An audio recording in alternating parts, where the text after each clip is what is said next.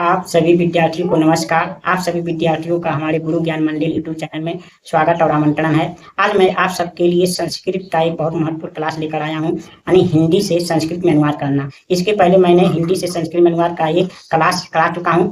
आप लोगों के लिए दूसरा क्लास है, लेकिन हिंदी से संस्कृत पढ़ने के लिए आप लोगों को आज पढ़ाने पहले आप लोग से बताना चाहता हूँ कि आप लोग से सहायता मांगना चाहता हूँ कि आप लोग हमारी सपोर्ट कीजिए, हमारी सहायता कीजिए, यानी हमारे गुरु ज्ञान मंदिर यूट्यूब चैनल को सब्सक्राइब करके हमारा सपोर्ट कीजिए। हमारे वीडियो को अधिकतर भी देखिए, लाइक करिए, शेयर करिए, कमेंट करिए, ताकि मैं आप लोगों के लिए कुछ अच्छा कर सकूं और आप लोगों का सहयोग मिल सके और आप लोग के लिए मैं कुछ अच्छा क्लास लेकर आ सकूं। अभी आप लोगों का सपोर्ट हमें मिल नहीं पा रहा है, लेकिन आप लोगों से प्रार्थना है कि आप लोग हमारा सपोर्ट कीजिए। मैं चाहता हूँ ये क्लास कक्षा 6 से लेकर कक्षा 12वीं तक विद्यार्थियों के लिए कामगर होगा और सहायक होगा। आप लोग कृपया करके देखिए। कक्षा 6, 7, 8, 9, 10, 11, 12 हर विद्यार्थी से देख सकते हैं जो संस्कृत पढ़ना चाहते हैं और संस्कृत पढ़ने में उन्हें कठिनाई होती है, वो एक वीडियो देख सकते हैं, क्लास को देख सकते हैं। चलिए हम आज की क्लास को शुरुआत करते हैं। ये हमारा हिंदी से संस्कृत में अनुवाद का दूसरा क्लास है। पहला क्लास मैंने आप लोगों के लिए डाल चुका था, यानी वर्तमान काल यानी लट लकार सबके साधारण वाक्य के ऊपर मैंने वीडियो बना चुका हूँ। ये हमारा दूसरा क्लास है। आज की क्लास देखते हैं कौन सा है संस्कृत में। देखिए, हिंदी से संस्कृत अनुवाद।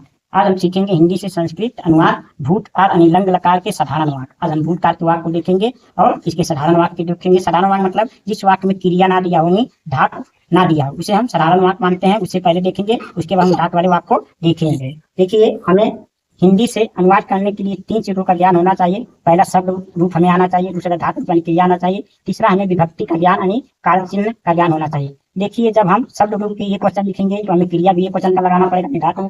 जब शब्द रूप का द्विवचन होगा तो हमें धातु का भी द्विवचन होगा। जब शब्द रूप का 3 वचन होगा तो क्रिया का भी हमें तीसरा वचन लगाना पड़ेगा। इस प्रकार हम हिंदी से संस्कृत अनुवाद कर सकते हैं। हमें इसके पहले तीनों चीज को बढ़िया से याद होना चाहिए, शब्द रूप, धातु और विभक्ति कारक चिन्ह। इसके लिए आप लोग हमारे गुरु ज्ञान पर जाके पिछले वीडियो देखिए, हमने पूरे विस्तार से आप लोगों को पढ़ाया। चलिए देखते हैं, आज की क्लास को शुरू करते हैं। देखिए, हमारा पहला वाक्य है, तुम किसान थे। तुम क्या है? तुम एक वचन है, तो तुम का क्या होगा? और कौन मध्यम पुरुष है तो तुम का क्या होगा?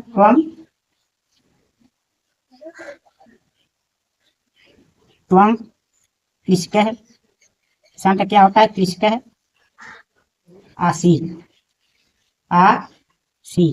ये हमारा इसका अनुवाद होगा। तुम किसान थे, तुम कृषक आसीत, नहीं तुम किसान थे। दूसरा देखिए हमारा बात, तुम दोनों पुजारी थे, यानी इसमें क्या है? मध्यम पुरुष द्विवचन है, तो द्विवचन का क्या होगा? युवाम, युवाम होता है द्विवचन का। दोनों का द्वय लिख सकते हैं, द्वय नहीं लिखेंगे तब यहाँ चल सकता है।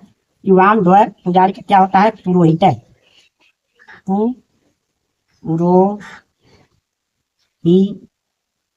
तो यहाँ पुरोहित हो जाएगा, क्योंकि ये द्विवचन है, बालक की तरह इसका रूप चलेगा। आया होगा आस्ताम, आस्ताम होगा यहाँ, यानी युवाम द्वय पुरोहित आस्ताम, तुम दोनों पुजारी थे। तीसरा वाक्य हमारा क्या है? तुम सब बालक थे, यानी ये तुम का बहुवचन हो तो बहुवचन क्या होगा? युवम, युवम, युवम सर्वे, युवम सर्वे। यदि सर्वे नहीं लिखेंगे, युवम भी लिखेंगे तब भी वही अर्थ होगा। युवम सर्वे यानी बालक का बहुवचन क्या होगा? बालका, बालका, बालका। इसका क्या होगा? बहुवचन क्या होगा? यानी आसन, क्या होगा? आसन, यानी युवम सर्वे बालका आसन। इस प्रकार तुम सब बालक थे, तुम सब किसान थे, तुम सब कुछ भी हो सकता है। इस प्रकार इसके आधार पर आप संस्कृत हिंदी से संस्कृत अनुवाद कर सकते हैं। हमारा चौथा वाक्य देखिए, राम एक अच्छा लड़का था। राम क्या है? एक वचन है, प्रथम पुरुष है, तो राम होगा। राम है, एक है, सुबह है, सुबह माने अच्छा होता है, सुबह। लड़का का क्या होता है? बालक का है, बालक, बालक होता है। यहाँ क्या होगा? आसी, क्या होगा? आसी, क्योंकि एक वचन है तो राम है, एक है, सुबह, बालक, आसीत हो जाएगा। सीता एक महान नारी थी, क्या होगा? यानी ये स्त्रीलिंग है, एक वचन है, स्त्रीलिंग एक वचन, यानी क्या होगा? यानी सीता, सीता, सीता, सीता, एका, सीता एका, महान, महाने, महाने, महाने, स्त्री, स्त्री आसीत, स्त्री आसीत होगा। यानी सीता एक महान नारी थी, सीता एक महाने स्त्री आसीत होगा ये, क्योंकि सीता क्या है, एक वचन है, तो यानी एक वचन का महाना हो जाएगा, महाना, यानी सीता एका महाना स्त्री आसीत होगा। हमारा वाक्य क्या होगा, मैं एक विद्यार्थी था, तो मैं क्या है, एक वचन, यानी उत्तम पुरुष है एक वचन, तो उत्तम पुरुष का क्या होगा, अहम, अहम एक शास्त्र,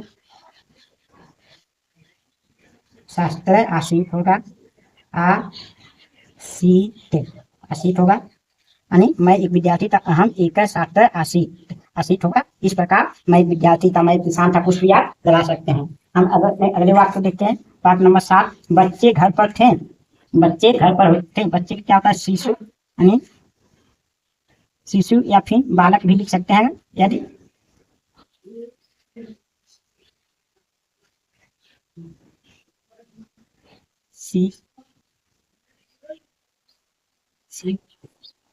शिशु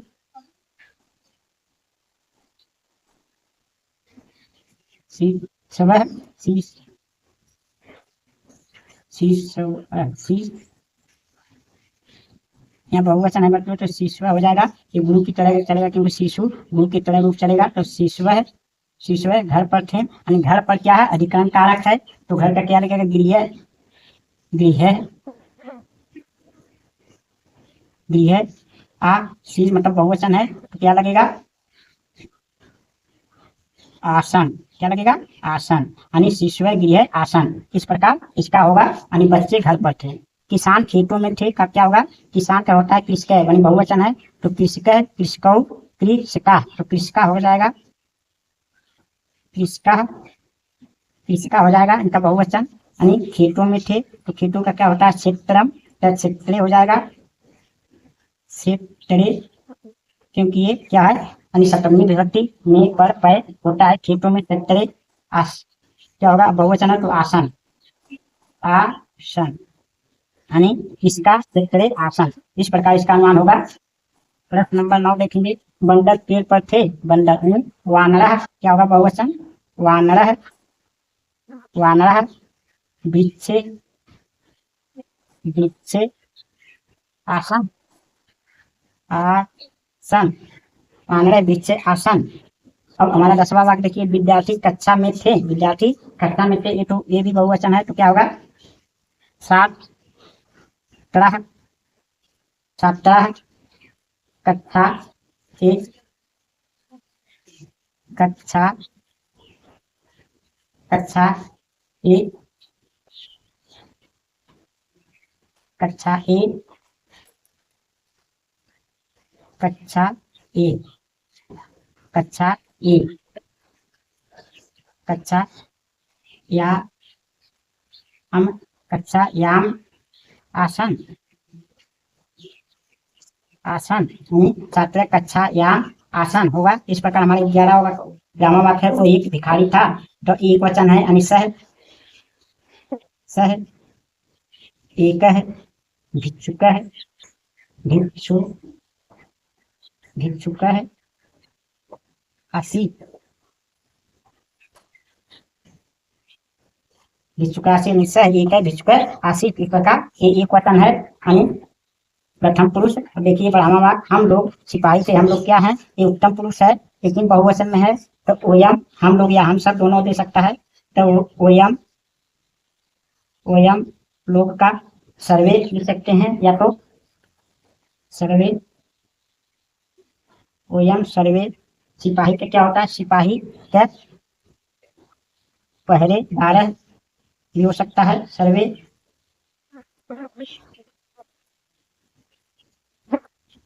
सैनिका, सैनिक भी हो सकता है, सैनिका, सैनिका,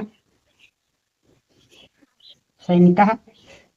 और यहाँ क्या होगा, यहाँ होगा आश्म, यहाँ आश्म होगा बहुवचन में आश्म, यानी ओयम सर्वे सैनिका आश्म, सिपाही का सैनिक क्या है भी लिख सकते हैं, ओयम सर्वे सैनिका आश्म होगा। इस प्रकार हम संस्कृत में अनुवाद कर सकते हैं। अब देखिए हम 13वें वाक्य को देखते हैं, यानी फूल सुंदर है, फूल सुंदर थे, यानी बहुवचन है, तो फूल क्या रहेगा, पुष्प होता है, तो पुष्प, पुष्प यानी पुष्प, पुष्पाण, पुष्पाण हो जाएगा, पुष्पाण सुंदर, पुष्पाण सुंदराण, पुष्पाण सुंदराण, सुंदराण आसन, अरे आसन हो जाएगा, यानी पुष्पाण सुंदरान आसन हो जाएगा। इस प्रकार संस्कृत अनुवाद हो जाएगा। फल मीठे, वाक्य नंबर 14वां, यानी फल मीठे नहीं थे, तो फल का क्या होता, बहुवचन है, तो होगा फलान, फलान। मीठे को होता है मधुर, मधुरा, मधुरा नहीं करने लगता है न आसीन, यानी संस्कृत नहीं का क्या लगता है न, यानी फल मीठे नहीं थे, यानी फलान मधुरान न आसन। इस प्रकार होगा। 15वां वाक्य देखिए, वही अध्यापिका थी, तो सह यानी लड़की है, एक वचन तो सा रहेगा, सा यानी प्रथम पुरुष है सा। अब अध्यापिका का क्या होता है, यानी शिक्षिका, शिक्षिका, शिक्षिका, शिक्षिका आसीन, पर होगा वही अध्यापिका थी, यानी सात शिक्षिका आसीन। अब 16वां वाक्य देखिए, 16वां वाक्य हमारा क्या है, वे मजदूर नहीं थे, तो वे मजदूर यानी बहुवचन है, तो क्या लगेगा, वे का यानी सह तौ ते होगा, यहाँ ते होगा, वे या वे सब एक ही बात होता है। ये मजदूर का क्या होगा, मजदूर का यानी श्रमिक है, तो श्रमिक है बालक की तरह चलेगा, यानी श्रमिक है, श्रमिका, श्रमिका, तो श्रमिका हुआ यहाँ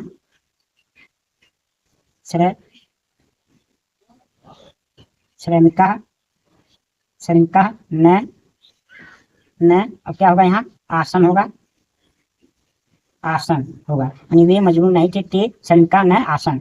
अब वाक्य नंबर 17 देखिए, ये बड़े मंदिर नहीं थे, ये क्या होगा, बहुवचन में है, तो ए का क्या होता है, यानी यश, यश, यतौ एते, तो यहाँ एते होगा, एते वी, विशाला, बहुवचन में क्या होगा, विशाला, ये बालक की तरह रूप चलता है, तो विशाला, अरे क्या होगा, वो इसी तरह चलेगा, नहीं विशाले होगा, विशाले मन डी, मंदिरान, मंदिरान,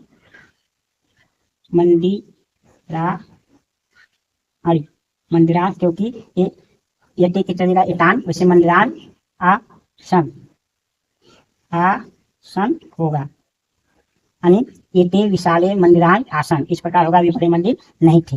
ये एक आम था, तो ये क्या होता है, एक वचन होता है, तो होगा एक, यानी एक नपुंसक है, तो एतत् होगा, एतत् एकम, एतत् एकम, एतत् एकम आम, आम्रह, आम्रम, आम्रम, आम्रह आसीत, आसीत।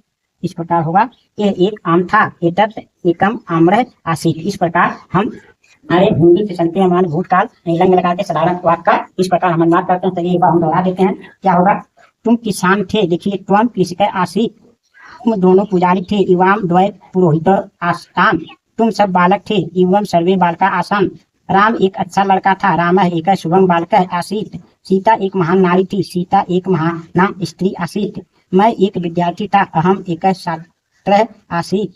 इस प्रकार से देखते हैं, बच्चे घर पर थे, शिशवः गृह आसन, किसान खेतों में थे, कृषका क्षेत्र आसन, बंदर पेड़ पर थे, वानरा वृक्ष आसन, विद्यार्थी कक्षा में थे, छात्रा कक्षायाम आसन, वो एक भिखारी था, सह एक भिक्षुक आसीत, हम लोग सिपाही थे, वयम सर्वे सैनिका आस्म, आस्म, फूल सुंदर थे, पुष्पाण सुंदरान आसन, फल मीठे नहीं थे, फलान मधुरान न आसन, वही अध्यापिका थी, सात शिक्षिका आसीत, वे मजदूर नहीं थे, ते श्रमिका न आसन, ये बड़े मंदिर नहीं थे, इते विशाले मंदिरान न आसन, नहीं है तो यहाँ न लग जाएगा, आणि न आसन आणि ये बड़े मंदिर नहीं थे, ते विशाले मंदिराग न आसन, ये एक आम था, ये तत् एकम आम्र आसी।